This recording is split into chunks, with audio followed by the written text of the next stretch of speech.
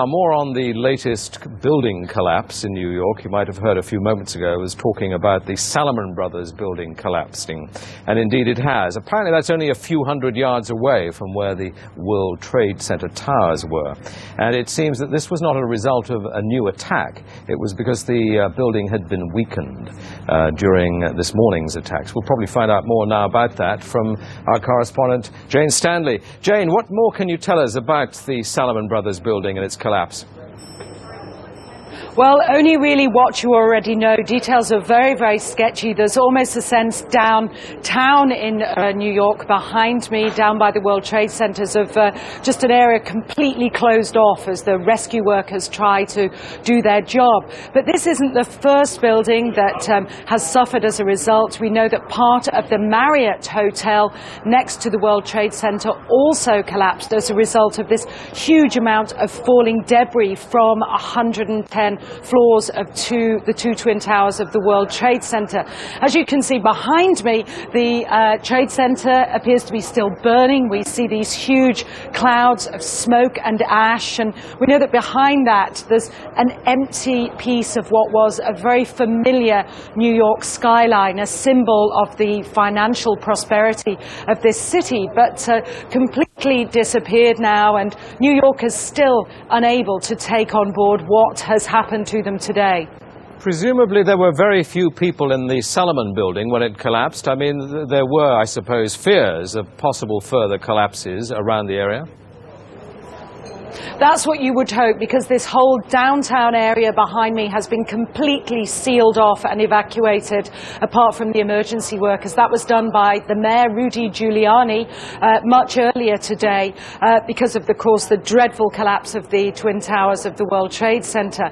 But New York, very much a city still in chaos. The phones are not working properly, the subway lines are not working properly. And we know that down there near the World Trade Center there are 3 schools that are being turned into triage centers for emergency treatment. And I know that over in New York Harbor, where the famous Statue of Liberty is, there's a field hospital where 1,500 people are being treated. And we have heard, though it's unconfirmed as yet, that 100 New York City police officers have been taken there as well for treatment. But we do need to confirm those figures for the officers. It's now, some 8 hours since the attacks. Is there any estimate yet available of the number of casualties in the World Trade Center? I think we can only go at this point with the words expressed by the mayor of New York, Rudy Giuliani, that it's too frightening to think how many there could be. We know that it's about almost 300 people on the airliners that were used in these attacks. But you've got to remember, this was 9 o'clock in the morning on a Tuesday morning. It's busy in downtown Manhattan, in the financial district then. The World Trade Center itself has 50,000 workers. There are tens of thousands of tourists who go up there every day. The figures are almost too frightening to contemplate. You can understand why nobody yet wants to put a figure on them. Listening to the mayor, Rudy Giuliani, a bit earlier, one of his messages was, business as usual. We won't let this get us down. But presumably, a lot of Manhattan people must have fled the city to Long Island to get away from possible further attacks. Well, a lot of people were certainly trying to, but you remember that very early on, all the bridges and tunnels to the city, as well as the airports, were closed. New York was sealed, essentially. Now, we do know that the Long Island Railroad has begun running again to get people out of the city if they can, and people who can't manage to get out and perhaps lived in that area, they're being offered accommodation in their empty school buildings. But certainly I saw today huge crowds of people desperately trying to to get as far as possible. You have to remember, even now, I don't think people can it can sink in to people what's happened. We haven't, for the past hour or so, heard much from the people of Manhattan. You're with them there. I mean, what are they saying tonight after this catastrophic attack?